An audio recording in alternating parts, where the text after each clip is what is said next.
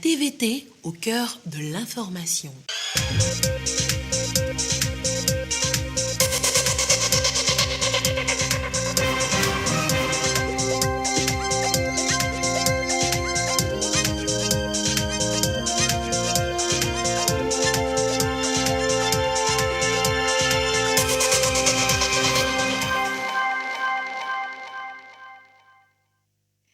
Mesdames, Messieurs, bonsoir. L'actualité ce soir, c'est d'abord la deuxième réunion au titre de l'année 2022 du comité technique du cadre de concertation État-secteur privé. Sur la table des discussions, les voies et moyens pour parvenir à un bon dialogue fiscal entre l'État et le secteur privé. 185 volontaires nationaux ont prêté serment. Ils font partie de la 17e vague. Ils se sont engagés à se mettre au service du bien-être collectif. Ils ont juré accomplir leur mission avec dévouement, humilité, neutralité et professionnalisme.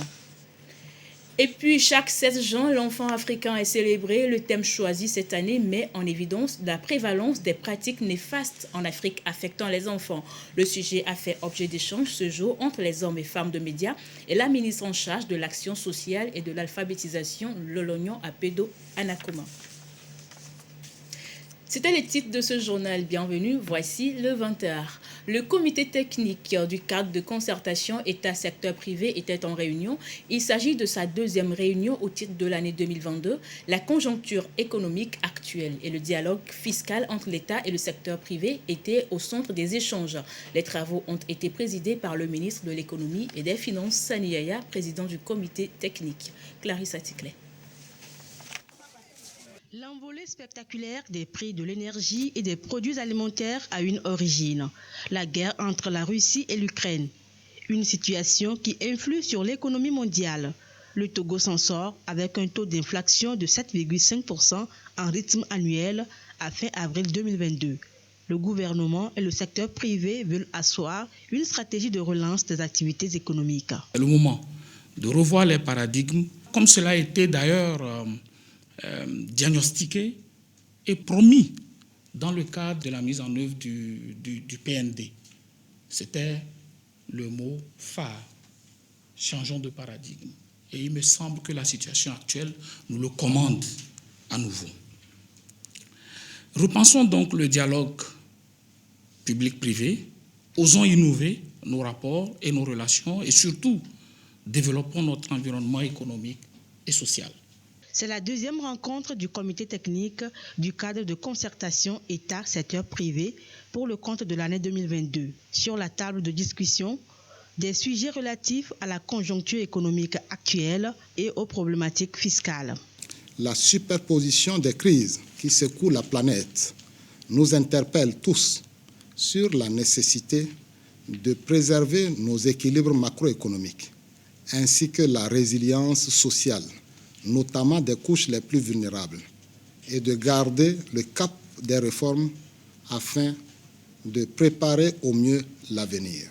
Nous devons tirer les leçons de ces différentes crises afin de changer résolument de paradigme pour produire ce que nous consommons et consommer ce que nous produisons.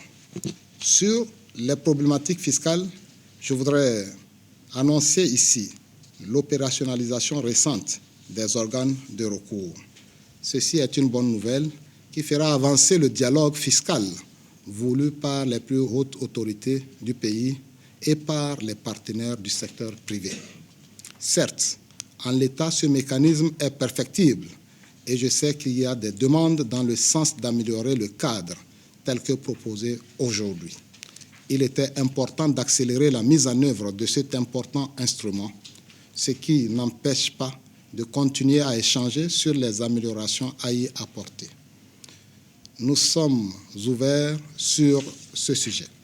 Autre point clé abordé au cours de cette rencontre, l'annonce de l'adhésion du Togo à l'Agence pour l'assurance du commerce en Afrique, ACA.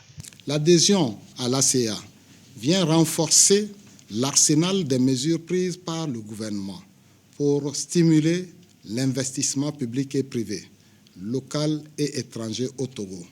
Je voudrais lancer un appel à tous les acteurs économiques du Togo, aux investisseurs de tous horizons, afin qu'ils s'approprient le nouvel outil pour en tirer le meilleur bénéfice. C'est avec les entreprises petites, moyennes et grandes que nous relèverons les défis de long terme de notre pays.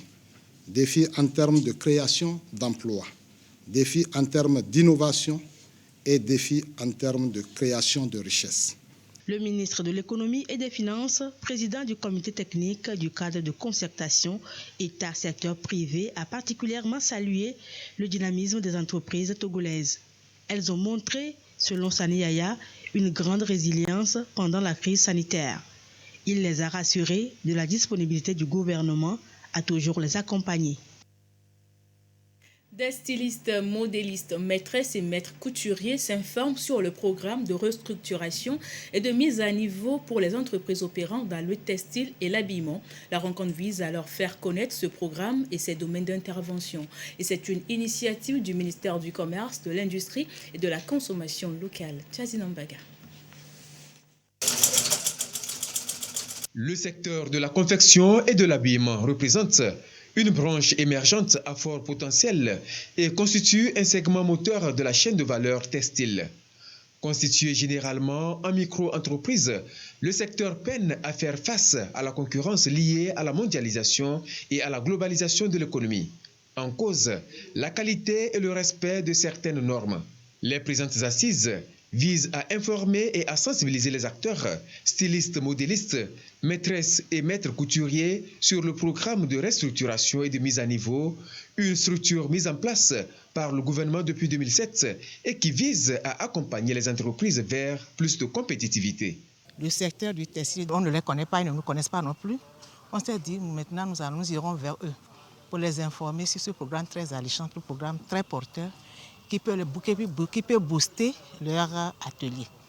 Donc ce matin, nous sommes là pour leur parler de ce programme-là, les avantages qu'offre ce programme-là pour eux.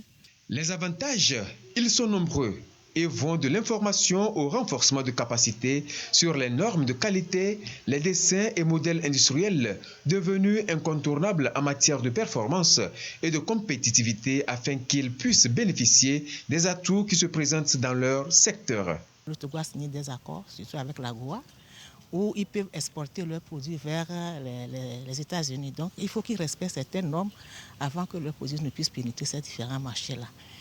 Et en plus de ça, il y a la propriété industrielle, cette notion-là, avec la ZLECAf. Si nos entreprises n'arrivent pas à être performantes, à être compétitives sur le marché, elles risquent de devenir la poubelle des autres parce que les autres produits vont envahir nos marchés, mais et ils ont du mal à être compétitifs, à écouler leurs produits. Ces différents programmes sont là pour les accompagner, pour les rendre plus compétitifs. Le secrétaire général du ministère du Commerce, de l'Industrie et de la Consommation locale a salué la tenue de cette rencontre qui va permettre de renforcer la compétitivité de ce secteur productif à haute valeur ajoutée en termes de création d'emplois et de richesses pour la jeunesse. Le programme de restructuration et de mise à niveau est une initiative de l'UEMOA désormais adoptée par les États membres. Il vise la relance de la production industrielle, la promotion de l'investissement, la création d'emplois et l'amélioration de la compétitivité de l'économie au niveau national, régional et international. On en vient à ce programme de résilience du système alimentaire en Afrique de l'Ouest. Il a été lancé ce matin et le dit programme vise à soutenir les États dans la recherche de moyens et stratégies pour renforcer leur souveraineté alimentaire. Un programme conjoint de la CEDEAO, de la Banque mondiale, du Comité inter-État de lutte contre la sécheresse au Sahel et le Conseil ouest et centre-africain pour la recherche et le développement agricole. Christine Peteki-Aloudé. L'Afrique de l'Ouest confrontée à une crise alimentaire. Plus de 38 millions de personnes sont touchées.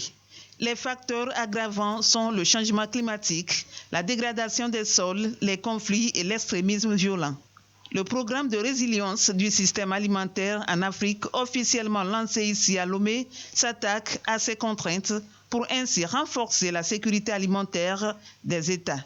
Nous devons travailler pour trouver non seulement des semences qui sont adaptées, mais également de faire en sorte que les techniques agricoles que les paysans eux-mêmes mettaient en œuvre puisse être améliorée. Dans le cadre de ce programme, des outils existent pour que, en cas de calamité naturelle, que l'on puisse, sans arrêter les autres activités, atténuer l'impact au niveau des agriculteurs et faire en sorte qu'on soit en situation de continuer à produire, de nourrir les populations, mais également aussi d'approvisionner les marchés. 716 millions de dollars US sont mobilisés avec l'appui de la Banque mondiale. Le Niger, le Burkina Faso, le Mali et le Togo sont les premiers pays bénéficiaires du programme. Ce nouveau projet viendra conforter les actions que nous avons déjà entreprises dans le PNSN et qui va nous permettre de mettre efficacement en œuvre la feuille de route gouvernementale en ce qui concerne le secteur agricole. Nous avons un financement de plus de 400 millions de dollars déjà pour les premiers pays qui en bénéficient, dont le Togo. Et il y aura encore d'autres pays qui vont se joindre. 315 millions de dollars sont affectés à la phase 2 qui couvre le Ghana, la Sierra Leone et le Tchad. Plus de 4 millions de personnes sont bénéficiaires de ce programme prévu pour durer 10 ans. Un système alimentaire résilient pour renforcer la sécurité alimentaire, c'est la mission de l'Agence nationale de sécurité alimentaire du Togo. L'ANSAT a dans ce sens procédé à une opération d'achat de maïs blanc et de sorgho à Elavagnon et à Mauritanie dans l'Est Mounou. Au total, 103 tonnes ont été achetées pour un montant de 18 millions de francs CFA. De quoi renforcer le stock de sécurité de l'ANSAT. Sylvain Abdou. Du stock de céréales de la campagne passée encore dans le magasin de certains producteurs. Ces maïs sont ici vannés pour leur mise en sac en vue de leur achat. Nous sommes à Elavagnon dans l'Est Mono. Plusieurs tonnes ont été enlevées par l'ANSAT, Agence nationale de la sécurité alimentaire, pour davantage renforcer son stock de sécurité. Un achat pour soutenir les producteurs à la campagne agricole en cours. Ils sont venus pour m'acheter mon maïs. C'est 20 tonnes qui fait 3 600 000. Je suis très content. Sinon, j'ai pensé comment faire liquider ça. À Machatom, dans le canton de Badin, à une soixantaine de kilomètres de Mauritanie, outre le maïs blanc, du sorgho également acheté, et ce auprès du groupement d'Ihezi. Il est venu nous acheter 15 tonnes de maïs et 8 tonnes de sorgho, qui équivaut à 4 460 000. Donc, cet argent va nous permettre d'accroître nos productions, à acheter des entrants pour agrandir nos champs. Remercions également le chef de l'État qui a eu pitié des paysans togolais. En tout, 103 tonnes de maïs blanc et du sorgho ont été enlevées par l'ANSAT. Il s'agit de 95 tonnes de maïs et 8 tonnes de sorgho, dont le montant est 18 860 000 francs CFA. Donc, nous continuons à acheter et nous lançons un appel aux producteurs qui disposent encore du stock de nous faire appel afin que nous puissions les satisfaire. L'ambition à travers cette opération d'achat, c'est de permettre aux producteurs d'écouler facilement leurs produits et disposer des ressources pour la réussite de la campagne en cours, c'est-à-dire la campagne 2022-2023. Au-delà de ces achats de céréales, l'ANSAT appuie les producteurs en intrants agricoles. Une opération de distribution s'est déroulée toujours à Mauritanie dans l'Est Mono, des engrais remboursables à la récolte. Sylvain Abdou. Quelques semaines après le semis, il faut de la matière nutritive à ces jeunes plantules pour assurer leur croissance et espérer un bon rendement à la récolte. C'est la vision poursuivie par l'ANSAT, Agence nationale de la sécurité alimentaire, à travers l'octroi des intrants agricoles aux producteurs. Ici à Mauritanie dans l'Est Mono, cette opération est effective. Les producteurs rentrent déjà en possession de leurs intrants. Nous avons pris 73 sacs dans notre coopérative. 50 sacs de NPK, 23 sacs d'urée. L'opération est un appui pour aider les producteurs à une meilleure production, un appui remboursable à la récolte par les produits céréaliers. On nous a donné ça pour qu'après, nous remboursons ça par le maïs. Le remboursement, quand nous prenons un sac de 50 kg de NPK ou bien urée, nous aurons à payer le maïs de 100 kg ou bien 2 sacs de 50 kg de maïs. c'est de remercier très profondément le chef de l'État pour l'acte qu'il a posé envers les coopératives. L'objectif, accompagner les plus vulnérables, c'est-à-dire les producteurs n'ayant pas la possibilité de s'offrir les intrants à disposer de ce produit pour améliorer leurs exploitations. Dans l'Est Mounou, plus de 100 tonnes sont déjà distribuées dans le contexte de cette opération. Tous ceux qui ont fait les demandes ont reçu l'engrais conformément à leurs demandes.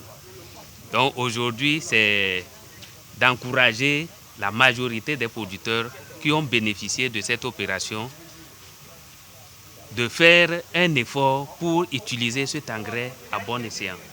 C'est l'occasion de leur dire de respecter leur engagement. À travers cette distribution, l'ANSAT, Agence nationale de la sécurité alimentaire du Togo, encourage les producteurs à une gestion efficiente des intrants mis à leur disposition.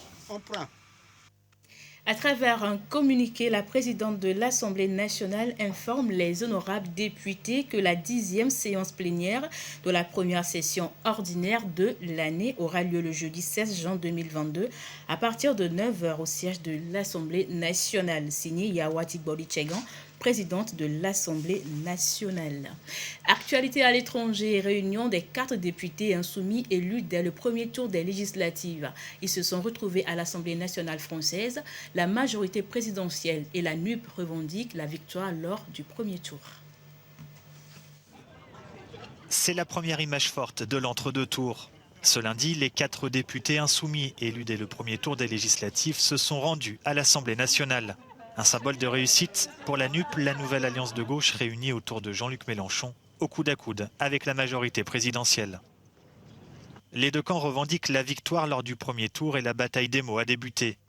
La première ministre Elisabeth Borne a qualifié le leader de la France insoumise de premier menteur, lui qui conteste les chiffres du ministère de l'Intérieur et n'a pas hésité à employer le terme de république bananière. Selon les projections, il y a toutefois très peu de chances que la NUP obtienne la majorité qu'elle dit viser. Nous verrons ça dimanche, c'est quand même très peu probable. Les projections les plus hautes pour la NUP et les plus basses pour la majorité présidentielle donnent 60 à 70 sièges d'avance pour la majorité présidentielle. C'est quand même très conséquent. De son côté, la coalition centriste Ensemble du président Emmanuel Macron espère conserver la majorité absolue pour faire passer ses réformes, à commencer par celle des retraites. Il lui faut pour cela obtenir 289 des 577 sièges et rien n'est joué. Certes, Emmanuel Macron connaît une victoire imparable à l'élection présidentielle, mais il n'y a pas de désir qu'il ait absolument presque les pleins pouvoirs. Il n'y a pas de désir d'ailleurs non plus que la gauche NUPES soit en position dominante. Et d'ailleurs tout ça, cette absence de désir à droite, à gauche, au milieu, se lit dans le pourcentage extrêmement élevé des abstentions. Seule une participation accrue, ce qui n'est pas vraiment la tendance au vu des dernières élections, pourrait bénéficier à l'union des partis de gauche. La majorité présidentielle devrait quant à elle bénéficier d'une partie du vote des électeurs des partis de la droite, LR et UDI, qui ont obtenu plus de 11% des voix lors du premier tour. En bref, le prix du Bitcoin est à son plus bas niveau depuis fin 2020. Il a chuté de plus de 16%. Le marché des crypto-monnaies qui dépassait il y a 7 mois la barre des 3 000 milliards de dollars est passé sous le seuil symbolique de 1 000 milliards de dollars. Ceci dit, retour en page nationale. Acte symbolique accompli à chaque début de mission, la prestation de serment des volontaires. Un acte de don de soi fait par 185 volontaires nationaux ce mercredi. Ils font partie de la 17e vague de la seconde phase. Immaculée Abalo, Ulrich Amiga.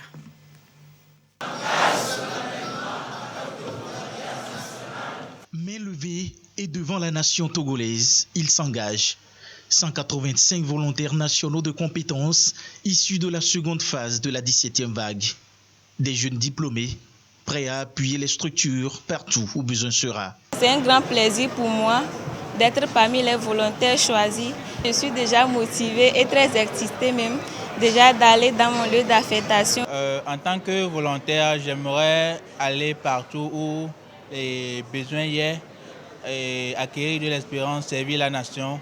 Et plus précisément, si je peux rentrer dans une structure qui est dans mon domaine du BTP, ça serait aussi un plus pour ma formation. Dévouement, humanité, humilité et neutralité, des valeurs qui leur sont inculquées. Ils sont appelés à les mettre au service du développement du pays. L'Agence nationale du volontariat du Togo y veille. C'est ceux-là qui sont des sociologues, des planificateurs, des juristes, des comptables, pour appuyer les collectivités locales, les organisations de la société civile et certaines structures publiques. On demande à ces volontaires d'aller donner le meilleur d'eux, d'aller apprendre et contribuer au développement du pays.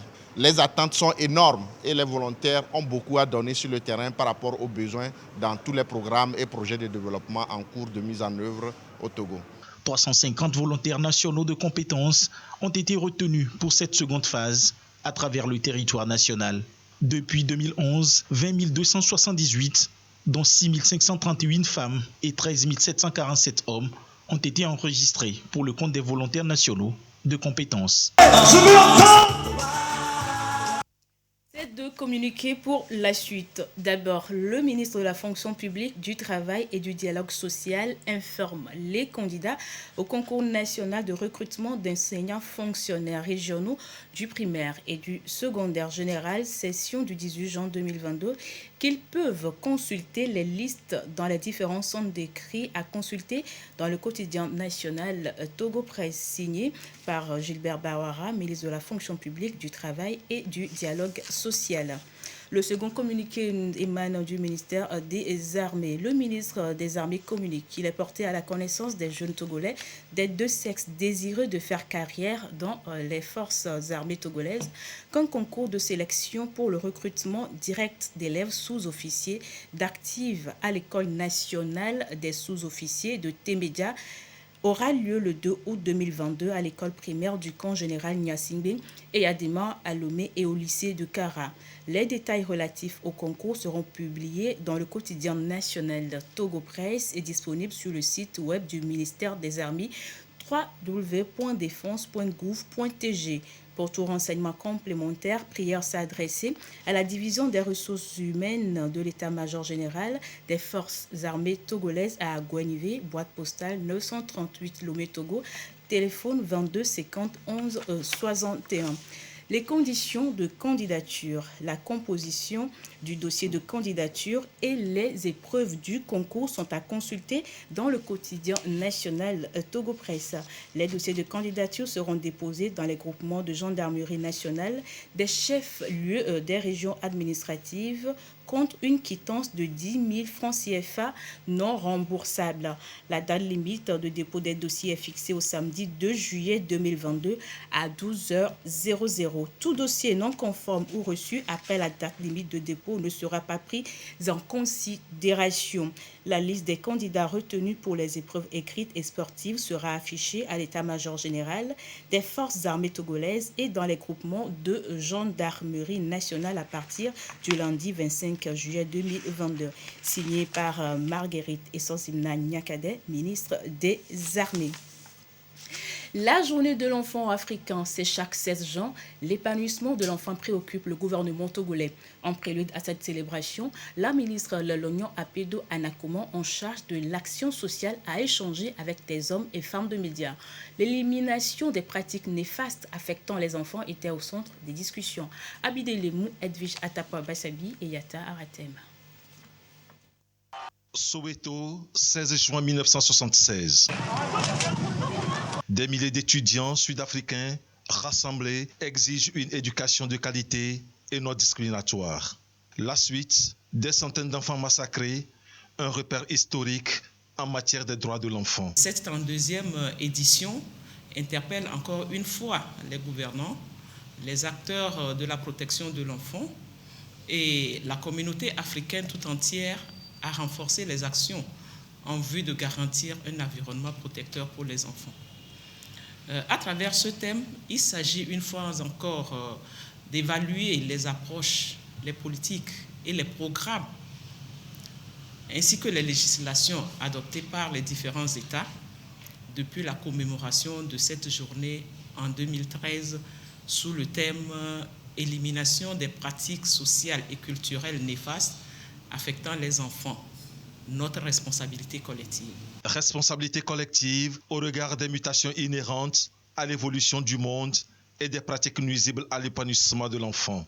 Il s'agit des mutilations génitales féminines, des mariages des enfants, des rites d'initiation dégradants et nuisibles, de l'infanticide, de l'offrande même des jeunes filles vierges à des prêtres.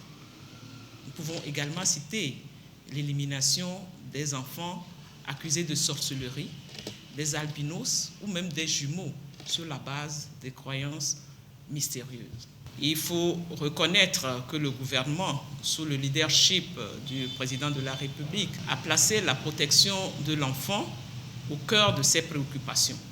Nous voudrions exprimer notre gratitude au président de la République, son Excellence M. Faure Essozimna Gnassingbé, au nom de tous les enfants togolais, pour l'impulsion nécessaire qu'il ne cesse de donner au gouvernement par rapport aux actions pertinentes à mener au profit des enfants togolais. Depuis 2013, des efforts ont été consentis à plusieurs niveaux pour le renforcement des mesures juridiques, politiques et institutionnelles au profit des enfants. Il s'agit entre autres de l'adoption de la loi portant nouveau code pénal qui criminalise le viol et pénalise le mariage des enfants, l'harmonisation à 18 ans révolue de l'âge de mariage dans la législation togolaise, notamment dans le code de l'enfant, le renforcement du mécanisme de dénonciation à travers la ligne verte Allo 1011. Plusieurs activités vont meubler cette célébration, entre autres des rencontres régionales sur la lutte contre les pratiques préjudiciables aux enfants et des sensibilisations. La parole sera également donnée aux enfants pour recueillir leur avis sur le sujet. L'Agence universitaire de la francophonie et ses partenaires ont organisé ce mardi la deuxième édition du concours Ma thèse en 18 secondes à Lomé. 14 candidats, un seul lauréat et c'est Aladi Bassi de l'Université de Kara qui a été le meilleur. Ce concours a pour objectif de permettre aux participants de présenter au public leurs travaux de recherche en 3 minutes. Sandra Agboche, Edwige Atapabasabi, Sandra Aziagbe. Exactement en 180 secondes chrono, l'essentiel du contenu de sa thèse est exposé. En des termes simples où la concision et la précision font bon ménage, Aladi Bassi de l'Université de Kara a su conquérir l'auditoire. Ce résultat vient couronner donc les efforts que j'ai fournis il y a déjà 3 mois. Je vais montrer dans ce travail que les prêtres togolais ont pris la relève et ont fait beaucoup de choses dans la société, sur le plan politique, sur le plan économique et éducatif. Ils ont réalisé donc plusieurs œuvres pour donc la société. Donc je veux rompre avec le préjugé d'exclusivisme missionnaire qui a tendance à dire que ce sont les missionnaires qui sont venus évangéliser le Togo. 14 concurrents étaient en phase finale de ce concours. Ils avaient à présenter en 3 minutes leur sujet de thèse. Un concours international de vulgarisation scientifique ouvert aux doctorants francophones du monde entier. Nous avons malheureusement constaté que sur les 15 candidats qui sont attendus, il n'y avait aucune fille. Mais ce n'est pas une sélection, c'est une compétition. Donc malheureusement, les filles n'ont pas pu monter à la phase finale. Nous espérons que l'année prochaine, on pourra avoir les filles pour faire le genre également. Le concours national a été organisé pour désigner le représentant du Togo qui doit participer à la finale internationale. L'initiative est à sa 2e édition au Togo. Les sujets présentés se rapportent à des recherches en sciences humaines et sociales. C'était donc la 2e édition du concours Ma thèse en 180 secondes. Ce communiqué à présent dans le cadre des activités de promotion de la littérature togolaise, le ministre de la Culture et du Tourisme, à travers la direction des bibliothèques et de la promotion littéraire, met en œuvre une action de promotion de la littérature togolaise dénommée le Livre du mois. Ainsi, invite-t-il le public à se procurer et à lire au titre de ce mois de juin 2022 le roman intitulé intitulé Sœur consanguine de l'écrivain togolais Lima Lucia. Le roman aborde des thèmes tels que l'amour, la pression familiale, le regard des autres, la polygamie, la consanguinité, la jalousie et la mysticisme.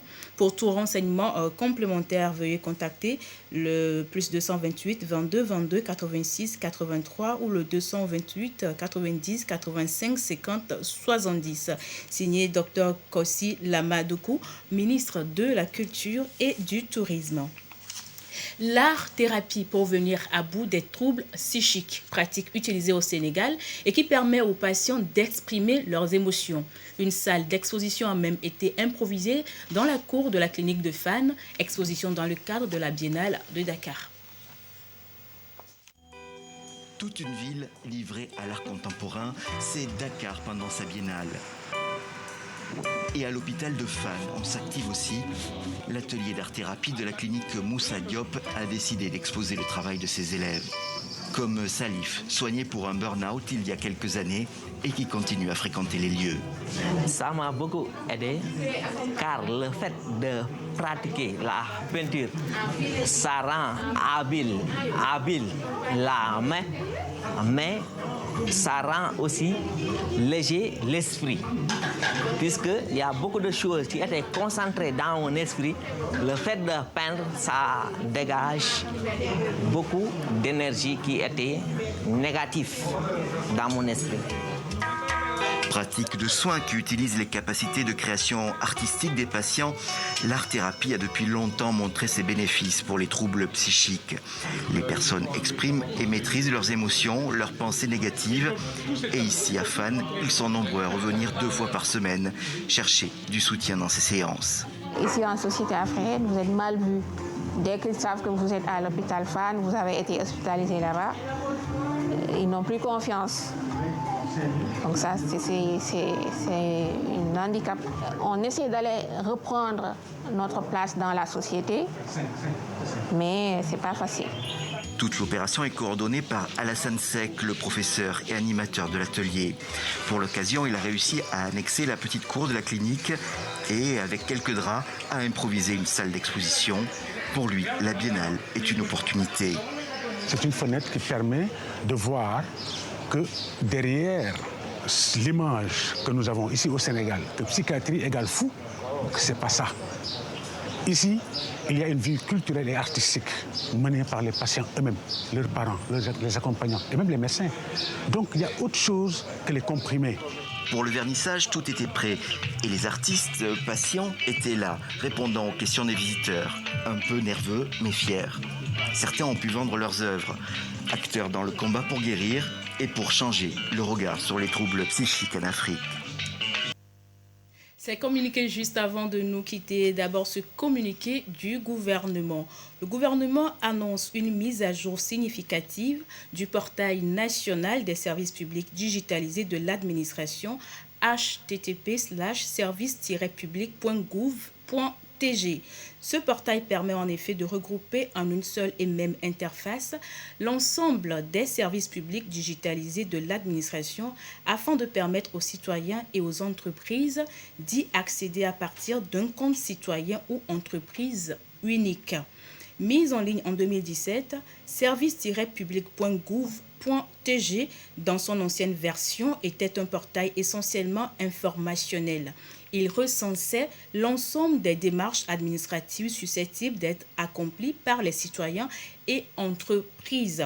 Dans sa nouvelle version révélée aujourd'hui, service-public.gouv.tg offre maintenant la possibilité aux citoyens et aux entreprises de créer un compte citoyen et ou entreprise unique qui leur permet d'effectuer en ligne l'ensemble des démarches administratives digitalisées et intégrées au portail, de payer en ligne les frais afférents aux différentes procédures, de suivre l'évolution de leur dossier depuis leur compte utilisateur, de garder l'historique des documents échangés avec l'administration, etc. Pour l'heure, le nouveau portail service-public.gouv.tg, outre l'information sur l'ensemble des démarches administratives, intègre 4 démarches entièrement digitalisées, à savoir les démarches en ligne de passeport, l'aide demande en ligne de passeports ordinaires et de services, de cartes de séjour, de raccordement à l'électricité basse tension et de permis de construire. D'autres démarches administratives et services publics seront intégrés au portail au fil des mois en priorisant les démarches couramment effectuées par les citoyens et entreprises.